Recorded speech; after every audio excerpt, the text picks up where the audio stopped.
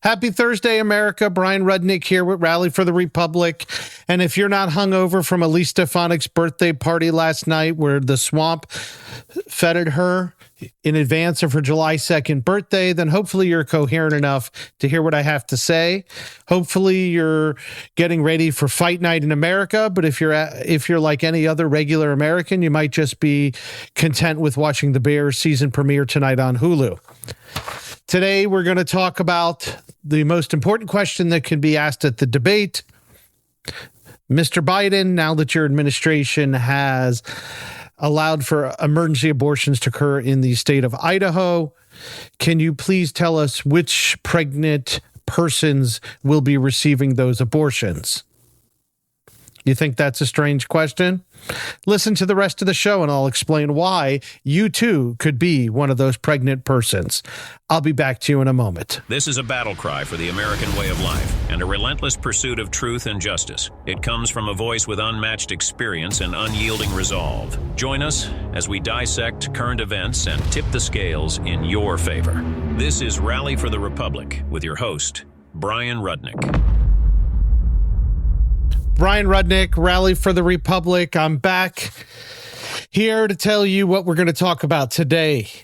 Obviously, we can't ignore the debate this evening. And if you haven't seen, Judge Cannon said the FBI warrant was apparently appropriate, even though the Trump legal team tried to fight it. And the Supreme Court came out with some decisions. Polling is going crazy in America. Lots of polling. I'm going to mention some things going on. And then I want to start by discussing groups like the Lincoln Project and rhinos like Adam Kinzinger, who have now come out and have proudly endorsed Joe Biden for the office of president, second term, because these people are apparently doing more drugs than Hunter Biden. And some reason the supposed Republicans think that if they come out against Donald Trump in favor of Joe Biden, they will be considered patriots. They will be great Americans who have saved democracy with Joe Biden. Are these people insane? Do they really think that Joe Biden could put a coherent sentence together? Do they really think he's even running the country? Why do they have any semblance of hope to think that somebody will listen to them? These are rejects and castaways from the Republican Party. They will never get a job in the GOP. Nobody will ever listen to them about how to run a Republican race. Nobody will want to talk to them about how to impact any kind of legislation that isn't backed by corporate America. So really, what are they doing? Getting some name IDs so they can go on to be lobbyists? So various corporations will hire them to be ineffective because they will have pissed off conservative members of Congress? I mean, it defies logic. Clearly, these aren't principled individuals. Everything they ever told you about being a Republican or being a conservative, that's out the window. These people are just opportunists. So when you see those ads and you see MSDNC and CNN talk about Lincoln Project and Adam Kinzinger style Republicans, of course, they need to be put in that same box with Liz Cheney Republicans. These are not Republicans. These are people who call themselves Republicans. They're ineffective. They're rejects. They have been cast away from the party of Lincoln. And for good reason. They're not conservatives. So don't be fooled. Don't let the liberal media fool your friends and family into thinking, oh, there's a Republican turning on Donald Trump. Because the left-wing media loves to use that stuff to convince you that Donald Trump is losing support, which is really funny.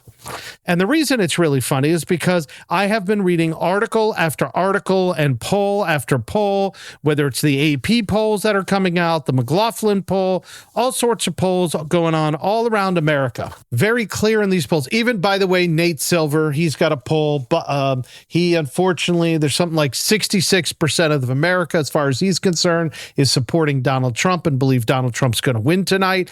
And he had to hold his nose and bite his tongue, but he got those words out. And others like the AP want to tell you that 6 in 10 adults say they're extremely or very likely to watch the debate tonight. They really believe it's going to be fight night.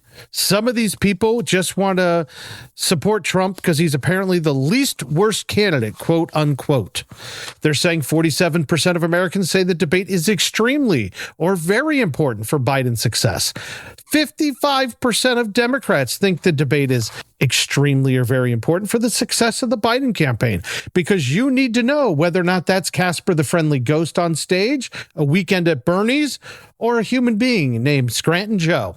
And 51% of, about half of Republicans say the same thing about Trump. Let's face it, debates never make or break Donald Trump.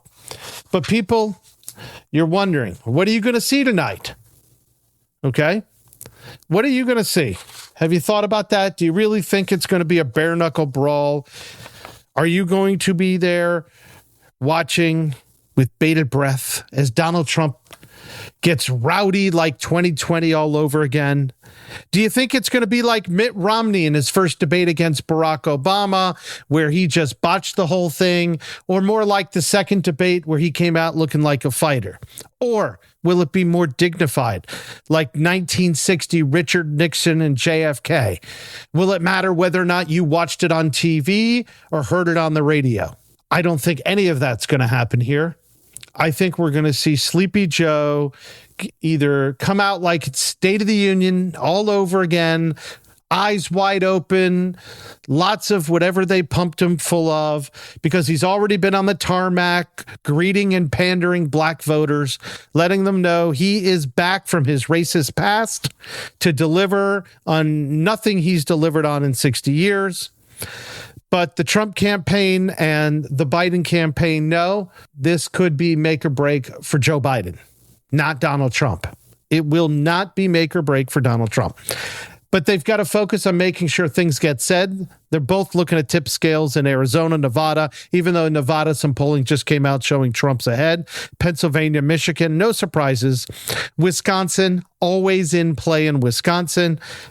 Minnesota, Maine, New Hampshire. That's what really they're hoping to see, is numbers, or to see our numbers that are going to be impacted by tonight. Will they say the right things to motivate those supposedly persuadable voters? Now, that's the other thing that's being debated tonight by political professionals. Are there actually any persuadable voters? Is there anybody who's not a part of the Democrat Party or a Republican voter? Are people truly these independents they claim to be? Is there not an issue motivating them, from the economy, inflation, or border security to supposedly abortion rights, whatever those are? I think they mean killing babies in the womb. But you could be assured Joe Biden is going to come out, and two things are going to happen. Like I said on Monday, he is going to claim that he is saving democracy from Donald Trump. He's then going to remind you of the Supreme Court's decisions today. He's going to tell you, thanks to his administration, his Department of Justice, going into Idaho and fighting to ensure women can kill babies in the womb, he's expanded the rights of access to women's health care. He's going to forget to tell you that today the Supreme Court did away with aspects of his administrative state, the overbearing, overburdensome regulations in the SEC, that's the Securities and Exchange Commission, who had their own policing courts. So if you had a complaint and you had to go deal with the SEC, you had to go. It's like being a part of a homeowners association in Florida. If you were going to fight them, you've got to pay the legal bill. You've got to go in front of the person you're actually fighting and hope for a fair chance. They did away with that kind of ridiculousness, and then they've gotten rid of some crazy green new energy, Joe Biden EPA standards baloney that dealt with interstate pollution and things like that. So Joe Biden, you could be sure, is not going to brag about having lost two major parts of his agenda, but he is probably going to sit there or stand there, if he doesn't fall, trip, or whatever happens if he gets escorted to the stage. And he's going to brag about what he did for the pregnant persons in Idaho. You notice I keep mentioning that phrase, pregnant persons, because when you're bored tonight after the debate and you've got your glass of whatever it is that makes you happy and you want to read the Supreme Court opinion in the Idaho case, you will see Ketanji Brown Jackson. You remember her? She's one of the newer members of the United States Supreme Court, the woman who accepted expensive flowers from Oprah Winfrey and the dresses so she could participate in the Vogue photo shoot that I guess she participated in. Guess no problem in her eyes of taking that graft. After all, just so you know, the Supreme Court, these same members of the Supreme Court who have been busy this cycle, they've been so busy filling out financial disclosures that their opinions this cycle will be extended into July, which is pretty historic. I don't know if it's the first time it's ever happened. Typically, they try to be done issuing their opinions by the last business day of the quarter, which would be tomorrow. But Chief Justice John Roberts has already indicated that won't be happening. They'll be coming out, and there's things like presidential immunity and other issues that they still need to opine about. And those will be historic decisions. So they're taking their time because they took their time to fill out financial disclosures that apparently ate into a lot of their legal opinion time and research time. But Ketanji Brown Jackson, just to bring it full circle here, when she was up in front of the Senate Judiciary Committee, and I believe it was Senator Josh Hawley, a great American, who was asking her about various cases, she was asked how she defined a woman. And she relied upon some ridiculous statement about studying biology and whatever else that just was completely asinine. And here she is proving that she isn't, leopard doesn't change its spots. She is just as woke and ridiculous a human being as she was that day in front of the Senate Judiciary Committee. And in her writings in this opinion, she mentions that it's pregnant people. She's very deliberate in her language because Supreme Court opinions tend to be quite deliberate for a reason. That there's pregnant people in Idaho who are being harmed by the lack of a response from the Supreme Court earlier on this topic. Now, this is no surprise that we're hearing rhetoric from the Supreme Court in today's day and age under the Biden administration with a Biden appointee using the phrase pregnant people. Last recall, I think it was 7th, 8th grade, and then again, maybe in 12th grade when I took biology and sex education, that only women get pregnant. I know I'm a middle-aged white guy, and some people might think I look pregnant because I haven't gotten back on the elliptical machine lately, but I'm fairly certain that legitimately only women can get pregnant. Nobody has proven otherwise to me yet. This was a topic actually debated at the bar last night, and even the women at the bar told me they couldn't dispute that fact. But I had witnesses there. This was not even a joke. Why is this even stranger? Because we have more of these types of issues that are popping up, and I'm going to talk to you about that in just a moment, but we're going to take a break here for the cause. You are listening to Rally for the Republic with your host, Bryan Rudnick. Bryan Rudnick, Rally for the Republic. I'm back, and I'm going to do my best to bring some salient points to you that I think need to be discussed, because before I get into finishing my thoughts on what's happening with gender in America, I want to just bring up some things I saw in the news and what I believe the supposed mainstream media wants to get across to the average American. You don't have time to do the reading that I have to do in a day. You don't have the desire because, let's face it, sports and streaming, the Bear and other shows is a lot more palatable, a lot nicer, a lot easier, a lot more enjoyable. Hanging out with your friends and your family, a lot more enjoyable than hearing the shenanigans that go on in politics.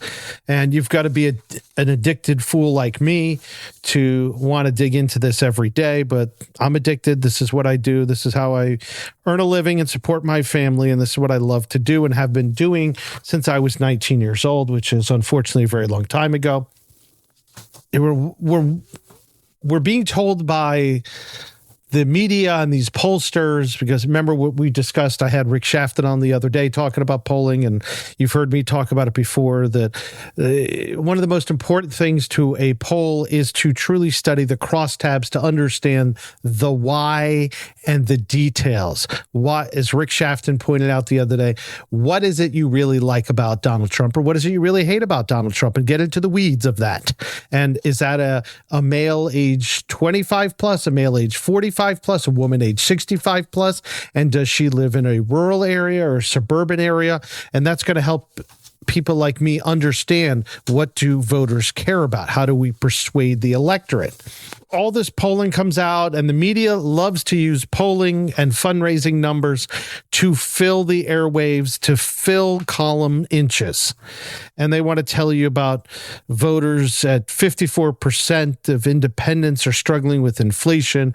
Black voters only 43%, and Hispanics at 53%, and whatever a younger voter is at 53%, which, by the way, it appears to be the same as women at 53%. And inflation knows no partisan boundaries, and Trump's no taxes on tips is a winning issue, with 62% of the voters approving. I don't think you needed a poll to know that common sense always prevails. That's one of the funny things I've always found in this business, is when people don't get the old military expression of keep it simple, stupid really works. But here we are. And the pollsters are now telling us that Americans, you listening to this show and your friends and your family, the average American believes that our United States Supreme Court, when they're not filling out their financial disclosures and taking expensive vacations and receiving graft from their friends and, I guess, admirers, they are a bunch of ideologues. Now, anybody who has been studying the Supreme Court opinions this particular session will tell you that whatever this MSDNC crowd is thinking, they've been brainwashed. This Supreme Court has been terribly inconsistent. I'm not an expert on the Supreme Court, and it really sucks for the presidential candidates that they keep dropping these opinions on the day of a debate. It's like a bad joke, really. It's like being a high school bully almost. And then, of course, they select just amazing times during election seasons to drop things like Obamacare decisions and the Dobbs decision and so forth. And I know other members of the media have talked about that, but they've been inconsistent. I mean, sure, they're in favor of gun rights unless you beat your girlfriend, and they're in favor of abortions if it's an emergency, and they are not in favor of the deep state or the administrative state. But if you're a pregnant people, you will be able to get your emergency abortion in Idaho. And Joe Biden is going to tell you tonight he's going to make sure it happens elsewhere. And this is also a Supreme Court, I might add, that has decided to split hairs on the difference between a gift and a gratuity. I'm not going to waste too much time on this one, but it was actually pretty funny. They came out the other day with a decision that was about a mayor in Portage, Indiana, who was accused of taking a bribe, in a ruling to make it harder for federal prosecutors to bring corruption cases against state and local officials. They reversed a decision from a lower court because this mayor accepted $13,000 from a truck company that had received more than $1 million in contracts during his time in office. But apparently he took the bribe prior to being in office.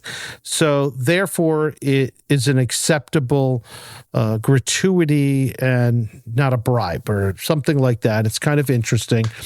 And politicians, I'm not going to use the words corrupt or crooked because I think that's insinuated in the term politician. They're going to have a free-for-all now. So that'll be interesting to watch. But let's get into meat and potatoes in these last few minutes of the show. The Supreme Court came out today, so now you've heard me mention a couple of times emergency abortions in Idaho. They made a decision yesterday that apparently free speech does not prevail. And if you're on social media and you say something the government doesn't like, the government can censor you. I'm sure we're going to be debating, fighting, battling, and legislating that issue for a while. That should be pretty fun. I want to find out all the pregnant people who are against free speech and think the government should be allowed to censor them. That's even going to be more fun. Heritage Foundation has some interesting topics on that on their website, and you should read about. I would encourage it. And then again, we've got the Biden administration losing their administrative deep state reign over the SEC and the EPA, which I'm sure Joe Biden will not be bragging about today. But that's because he's busy doing things like encouraging our country to have more gender neutral phrases. They're removing them. What is this? In Arkansas, they're eliminating it because they realize it's ridiculous to have IDs. And if you remember Rachel Levine, who was the Assistant Secretary for Health at the Department of Health and Human Services, the she that was just scary to look at and thankfully sent away. But of course, the fingerprints of what she has done are still endangering children in America because that individual, that not so pregnant person, decided to pressure a health organization to remove age limits by which transgendered surgeries could occur on minors. Now, as a parent, I find that highly disturbing, let alone the fact as a common sense American.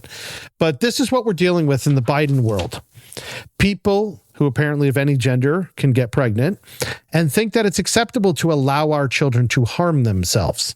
If that alone doesn't motivate everybody of every race, religion, color, creed, and gender, and party affiliation or non-party affiliated Americans to want to throw Biden out of office, I don't know what will. There is only a man and a woman. That's what God has given us. That's what we've got. That's all we are. And our number one jobs are to protect the children and to protect the seniors in our society. Why are we going to allow children to be harmed? What good does it do to tell our child who can't drink, drive a car, smoke a cigarette, join the military, or do anything else of significance other than reading, writing, and arithmetic? Hey, you want to chop off your genitalia? 11 years old before your brain has even formed? Great idea. Let's go for it. An administration that shows you that they're willing to take such a dangerous and wayward position to harm children in such an affirmative manner is showing you. They're not hiding it. They've said the silent part out loud. They've shown you how far left they are. They've shown you how much they want to deconstruct society and destroy our children. That's child abuse, people. That is the definition of child abuse. Joe Biden, we already knew he was a pedophile, but now we know he's a child abuser. And he hired child abusers to go after our children and encouraged laws to be changed and rules to be bent so children could be harmed. Remind everybody who walks away and thinks he did a good job tonight or thinks he's doing a great job in supposedly fixing inflation in this economy that this man is a child abuser. This man is comfortable letting your children be harmed. He's comfortable having the government control you. He's comfortable taking your rights away, but looking you in the eyes and saying, oh, I'm defending democracy from that guy over there. Hogwash. Joe Biden is a threat to democracy. He's a threat to our future. He is especially a threat to our children. And everybody with a brain, regardless of race, religion, color, creed, gender, party affiliation, or lack thereof, should recognize that anybody who thinks that your child should be allowed to make a decision at such a tender age when their brain isn't formed, that person needs to be put out to pasture. And anybody who aided them needs to be put out to pasture because they're no better than the Nazis and the science experiments the Nazis tried to perform. Yeah, you heard me say it. Joe Biden and his crew with their pregnant people pronoun definitions is no better than the Nazis. And maybe that's why they put such pressure on Israel. Maybe that's why they think it's acceptable to harm children. Maybe that's why they think it's acceptable to deconstruct our society. So give that some thought. Have that in mind when you listen to his answers tonight. When he's trying to talk about he's protecting us from the threat to democracy, he is the threat to democracy. He embodies it. Yeah. He's still in bed with AOC and Rashida Tlaib and Ilhan Omar. He's never put them in their place. And he's still kowtowing to the Muslims in Detroit so he can hold on to his job to harm your children. So until next time, thank you for listening. Please take my advice seriously. Remember, you've got until 11:59 p.m. on Sunday to donate to your favorite congressional candidates across this country to put them in office so they can help Donald Trump implement the America First agenda that includes protecting our children. And you now, as of today, have 40 days exactly to get rid of Cori Bush, the squad member. Boot Bush, like we booted Bowman. Send me feedback at rallyfortherepublic.com. Engage with me. Keep sending me your thoughts on what I'm doing right and what I'm doing wrong. Together, we are saving this republic. That's what we're doing when you listen and share this show. And, a few 5-star ratings wouldn't hurt either. Thank you. God bless America. And I look forward to chatting with you more tomorrow with my feedback on Fight Night in America. God bless. Thank you for joining us on Rally for the Republic, where we are fighting for America's future. Visit 1776coalition.com. Rally for the Republic podcast is available on Spotify, Amazon, Apple, and Google Podcasts. Don't forget to like, subscribe, and download. Join Bryan Rudnick next time as we continue to fight for the American way of life and challenge the hypocrisy. This is Rally for the Republic.